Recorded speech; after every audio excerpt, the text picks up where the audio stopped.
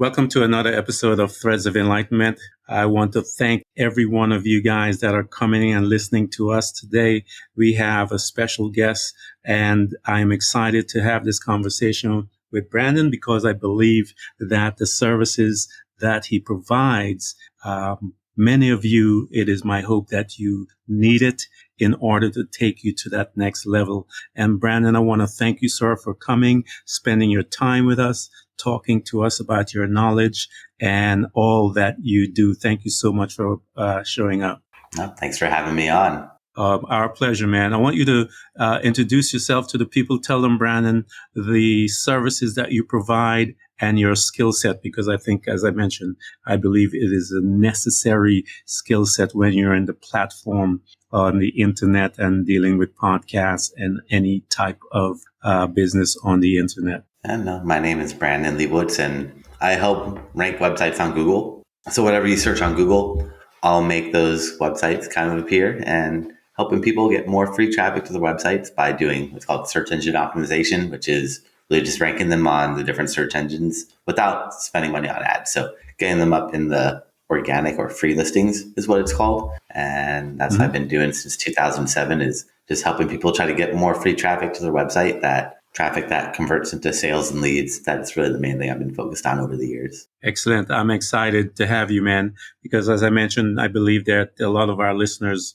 will need your service. Brandon, what we do here at Threads of Enlightenment is that we want to go back and get to know you through your journey that you have gone through in your life. And we want to talk first about your family, because I believe that you and I are programmed. Man, people try, as soon as we get on this planet, they try to control us in the sense that this is how they want us to think. This is, we can't go beyond what they considered normal.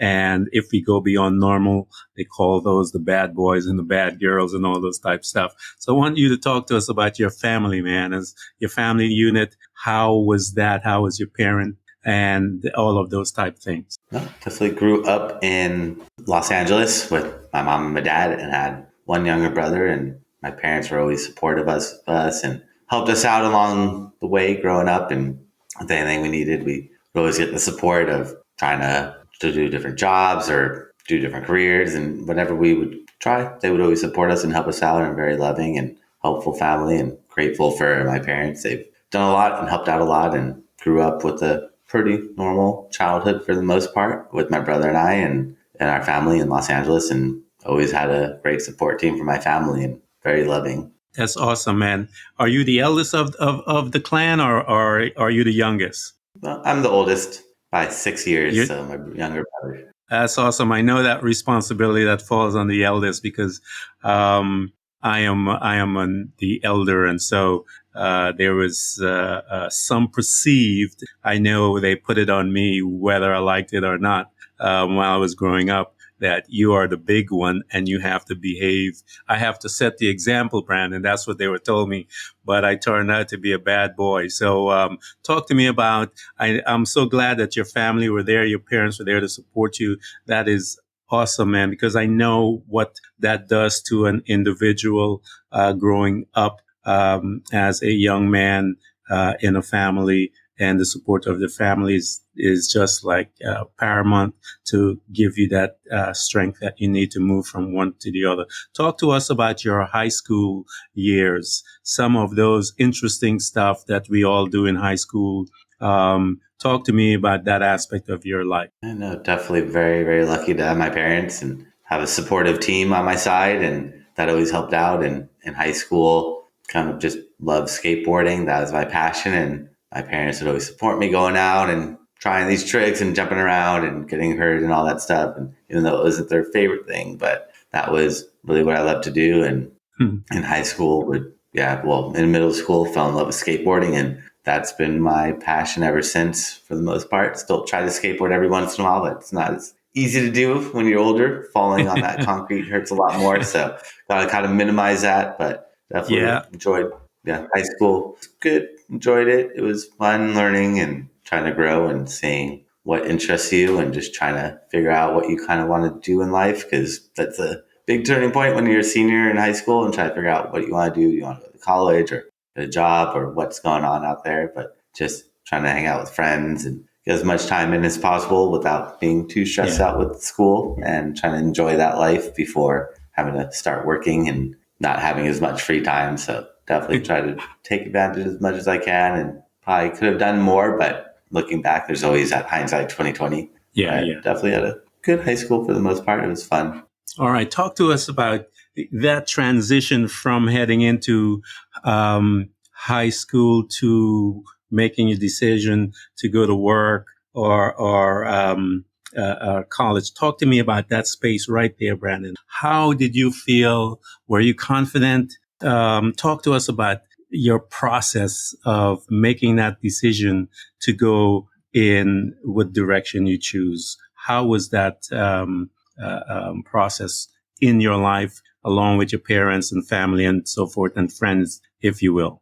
It was either go to college or be a longshoreman, because that's what everyone does in San Pedro, where I'm from, is do longshoring, which pays pretty well. Start off right out of high school making like $80,000 a year, so it's pretty tempting to people and appealing because easy money, quick money, not the easiest, not the safest job, so that's why they pay you more, but it's a good steady paycheck for someone that doesn't need any college degree. So that was always something where over half my high school usually goes to become a longshoreman. So that was decision making time. Do I want to be a longshoreman or go to school and try to do something else? And decided to go to school for business marketing and try something else. But it was definitely tough because that sign of easy money versus going to school and getting in debt and then not making money for years and years and years versus making money right away and being comfortable. So it's kind of that decision of, do I want to make money now and kind of be stuck there with a lot of room to grow? You become a crane operator, you make $250,000 working 2 days a week, 3 days a week, which is not bad at all.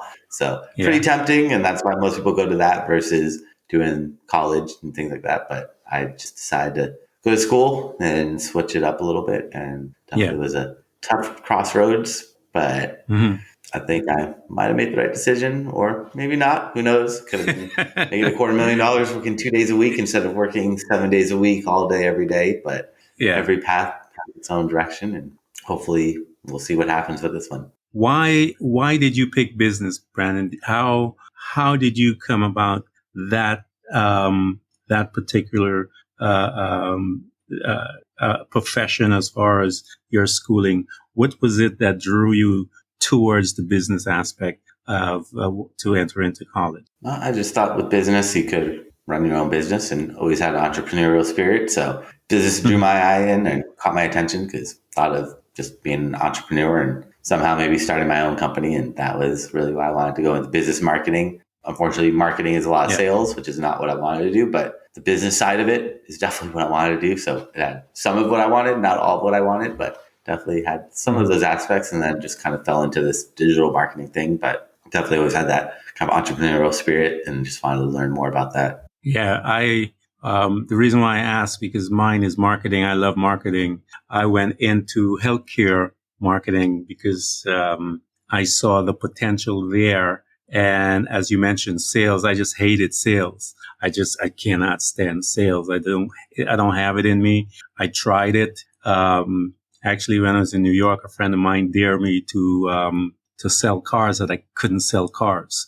And, I was like, I didn't want to sell cars, but, we were there was a bunch of us, we were pretty competitive bunch of guys. And so I'm like, yeah, I can do it. And so, I was going through school at the time, and I'm like, yeah, I could do it. So I went, and while I was going through school, I started, selling cars. And that was something I was so glad that, but I learned a lot. My boss looked at me one day and he pulled me aside. He said, "You're a horrible salesperson." And he said, "The reason why you're a horrible salesperson is that you are still in the seat of the customer, and you need to come out the seat of the customer." And it took me about a year or so to kind of gave up that seat and switch. And it was a very difficult thing to do, because of my personality. But I see all these guys that were the quote unquote branded the superstars. And these guys, I think they were heartless, man.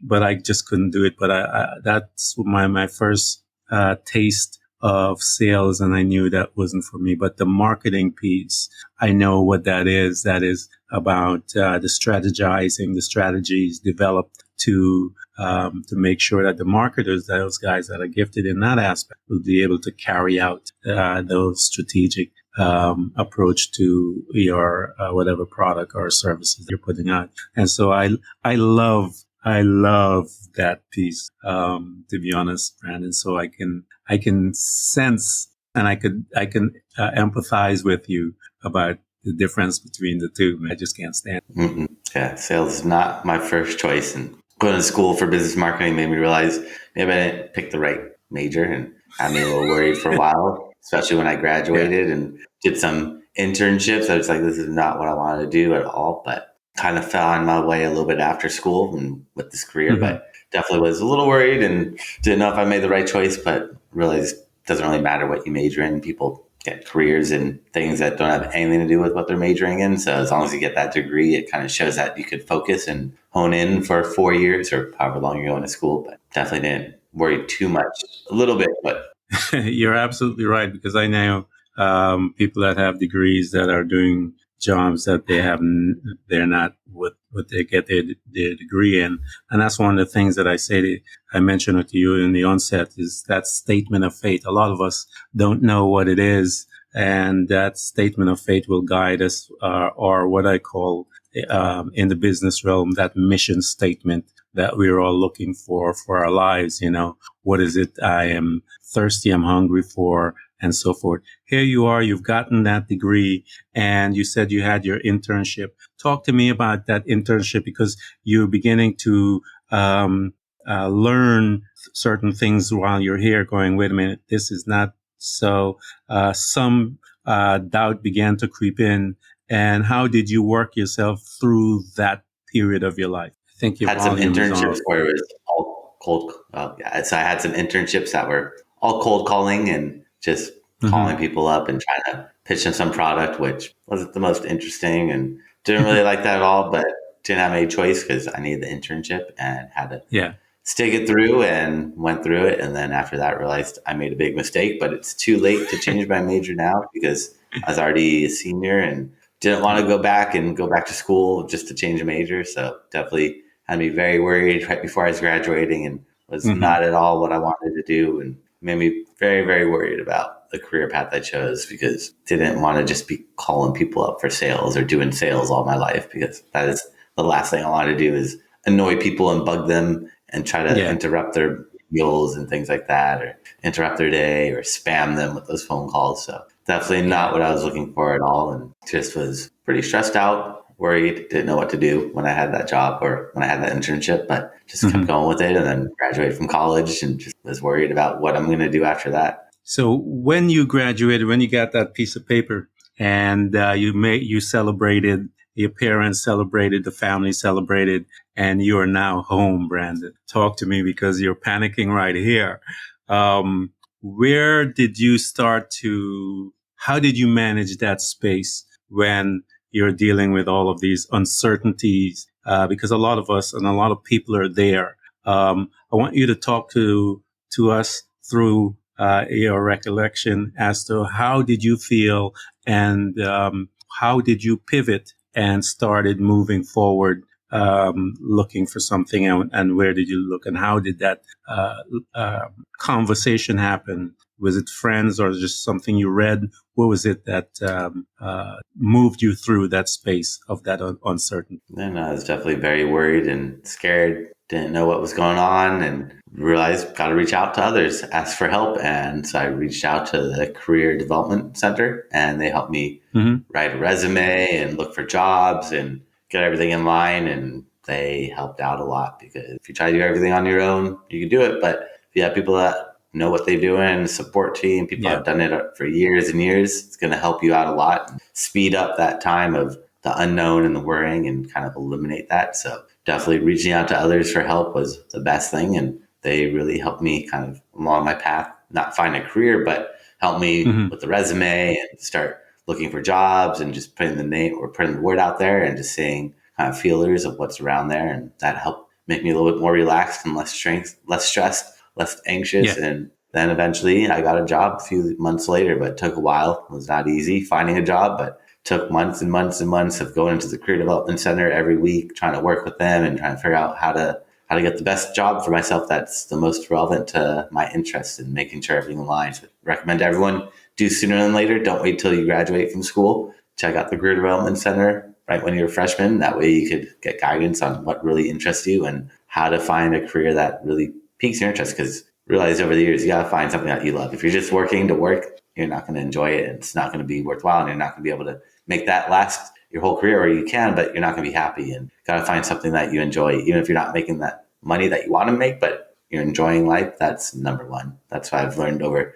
the years with all these jobs and trying to find something that really appeals to me. Yeah, society trains us. The reason why I'm probing and enjoying this conversation, Brandon, is because we are programmed that we have to go to school, come out of college, then we find this career, or not even a career. In a lot of people, in a lot of cases, is most people get a job, like you said, and that job they're there for 20, 30 years, in many cases, and hate it to the T, just cannot stand it. And within that framework, they start a family. They start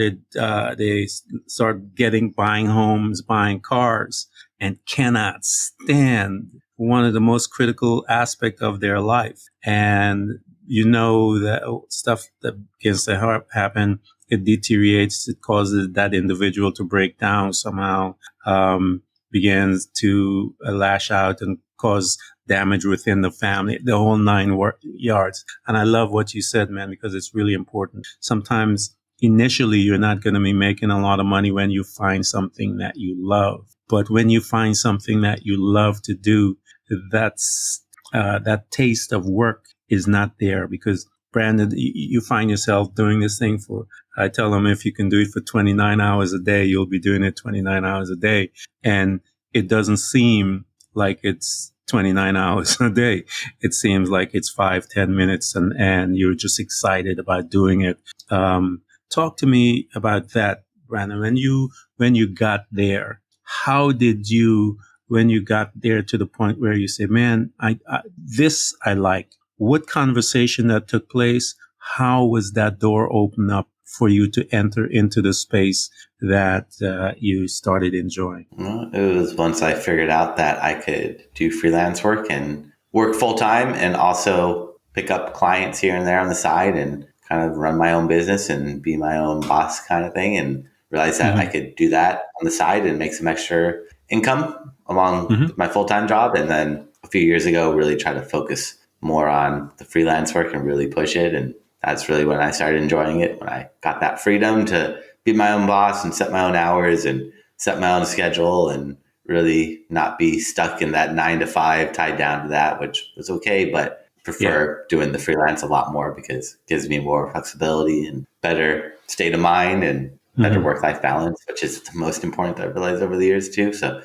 took me a while to find it. Wasn't always, SEO is not my favorite thing to do. Sitting behind a computer all day is not, I don't think, anyone's ideal job, but just got to make it work and figure out the best way to go along with it and not be stuck behind the computer all day long, and just finding that balance between sitting behind the computer and getting that work-life balance, really, to make sure that you have some freedom and enjoy your life. Because if not, you're just going to be stuck working all day long, and you don't want to be doing that. Yeah, I know some people's personality. One of the things, because I was I'm one of those high-strung guys, man, where once I sit down to do something, and next thing you know, it's 40 hours walk by, and I didn't even think about it, And I had to learn how to divide my day, my time, so that I can take a break and move from the space that I usually do my work,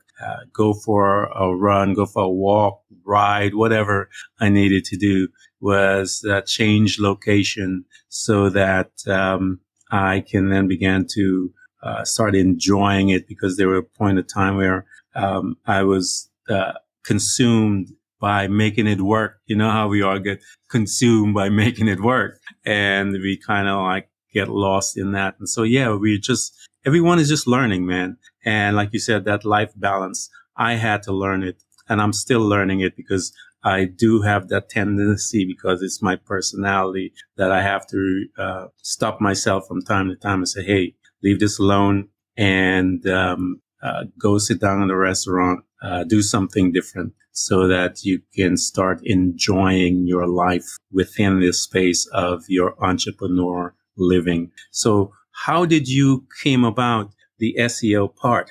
How did you uh, navigate towards that specific part of the entrepreneurship? After I graduated from school, my first job was helping out a company with their digital marketing, and was doing social media for them, doing email marketing, running paid ads, doing search engine optimization, taking product pictures, writing product descriptions, kind of doing it all for their website back in 2007, and just realized that back then that everyone's probably going to have a website in the future, and SEO is a way to get free traffic. And why spend money on ads when you can get up there for free? So just really focused on that free traffic aspect of digital marketing, and try to figure out how to help people get that free traffic, so I don't have to keep making Google richer, or Facebook, or all these platforms that already have way too much money. So that's really what drew me in, and also being able to just pick up clients here and there, saying I could go to a local restaurant and be like, hey, do you want to rank at the top of Google for restaurant in whatever city you're in? And trying to pick up clients here and there. And that made me realize that I can do that freelance. And that really piqued my interest and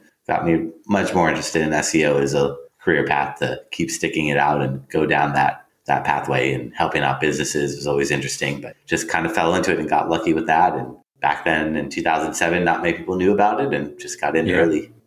Not a lot of people knew about the SEO then, back in 2007, man. So how is it? Because as you mentioned, there's not that many people knowing about it. How did you approach them, Brandon? Because today, I think everyone knows about the SEOs that are on the internet, because it's a common thing today. But 2007, no one knew about that, man. So talk to me about that space, because you're now coming into a area that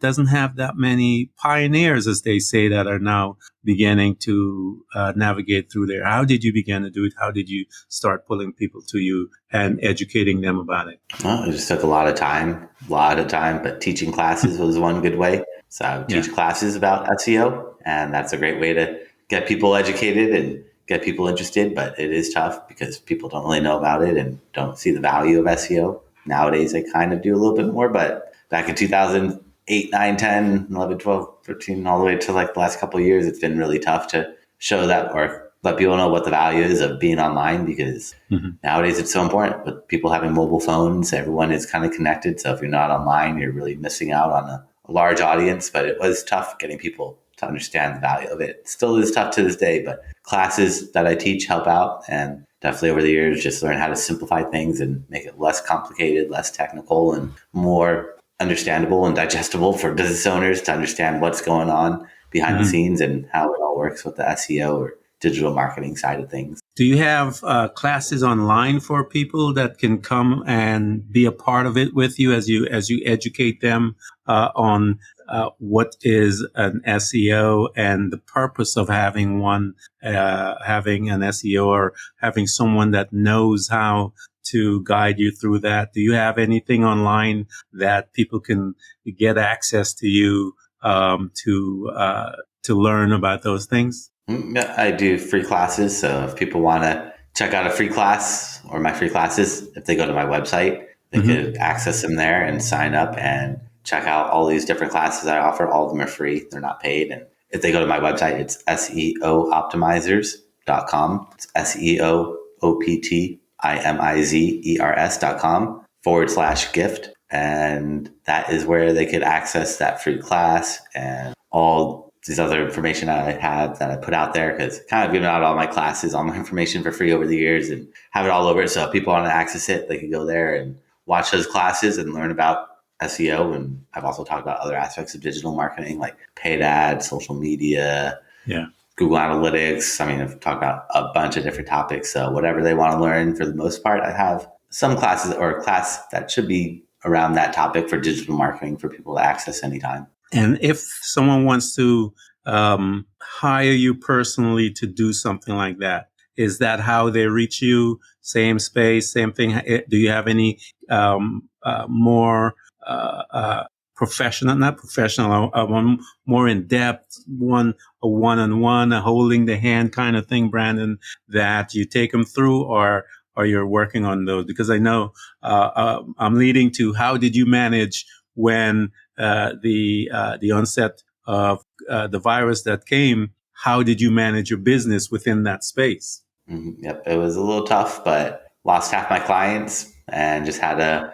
rethink things and realize local businesses, unfortunately, are not going to be around, sadly. And I had to Yeah, watch a lot of them just shut down permanently and just readjust my strategy and focus on other types of businesses like e-commerce or things that aren't local brick and mortar, since that unfortunately got impacted pretty heavily, and just trying to figure out how to realign and find a new audience base, because you never know what's going to happen. And if all retail brick and mortar has to shut down, they got to figure out a new strategy. And unfortunately, a lot of them didn't reopen permanently and had to shut down, but some of them shifted online, and that's when they realized that they need to have a presence online. And those are the ones that are still succeeding, but it has yeah. been very, very tricky and very, very tough, unfortunately, and still is tough for a lot of business owners. And hopefully it gets better, but I don't see it getting much better. It's been tough for small, medium-sized businesses to succeed or stay afloat, unfortunately. Yeah, this is the new normal, Brandon. This is it. And all of you that are listening to us, the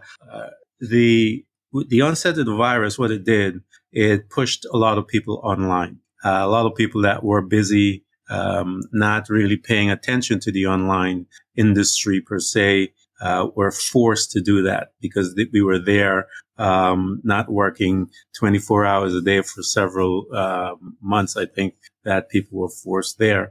And what happened as a result of people being there, a lot of online businesses came online, came aboard, and people began to leave their job and come on board.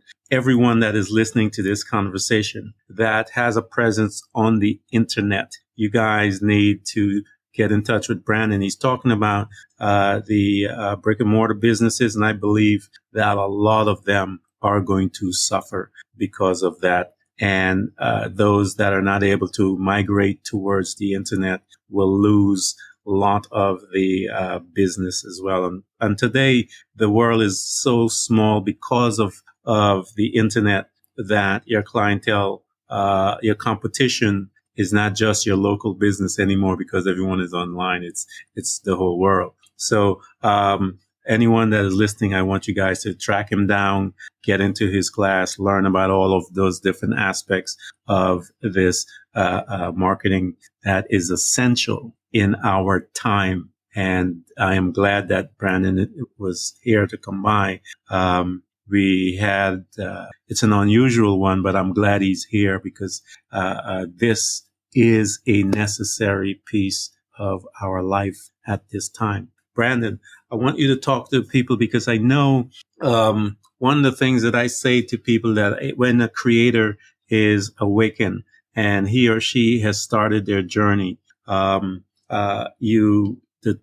insights that you've gained, you utilize them and you bring people up. I want you to talk to me about one of those stories that you got to with one of the customers, one of your clients, that when you had that conversation about the marketing, the digital marketing, and how to utilize it. Give me a success story when you change someone's life out there, man. I've had multiple clients that just weren't ranking and not getting the traffic that they were looking for. And by going in and putting the right keywords in the right places and doing all the things that Google wants to see, they just kind of shot up those rankings and went from page whatever. No one really goes past page 3. So I think they're like page 7 or 8 to get into the first page of Google within a couple months, and just seeing their sales just skyrocket, and then getting into the first position for all their keywords, and just seeing everything really take off and help them succeed and watch them grow and become a successful, really, really big clothing company that was able to break through some tough industry, or through a competitive industry, and was able to break through and get to that next level. It all takes time. Unfortunately, it's not immediate with the digital market or the SEO. It takes time to get those rankings, but once they got up there, they just saw their traffic spike, and alongside sales and everything else just trickled in and helped them stay afloat and was able to get them to grow and keep growing until now they're one of the biggest companies out there that sells those type of clothes. So watching them get to that next level was really awesome, and helping them out along the way with the digital aspect of their marketing was a good thing, and really enjoyed that. That's awesome, man. Again, anyone listening, this is some good stuff. Brandon, I want to thank you for coming to Threads of Enlightenment. This has been good. Your insight has been ever life-changing, because I hope people will listen and come to you, because you are on the as I tell people, this is it, man. I believe this is our new normal, Brandon. I absolutely believe it. I think more businesses are going to come online. The competition is coming from all the different countries, because it's that, that's where it is. And I believe someone like yourself can change the life of a company, a small company, to grow big. And I'm glad that you came, man. Thank you so much. Well, thanks for having me on. I appreciate it. No problem, sir. Thank you.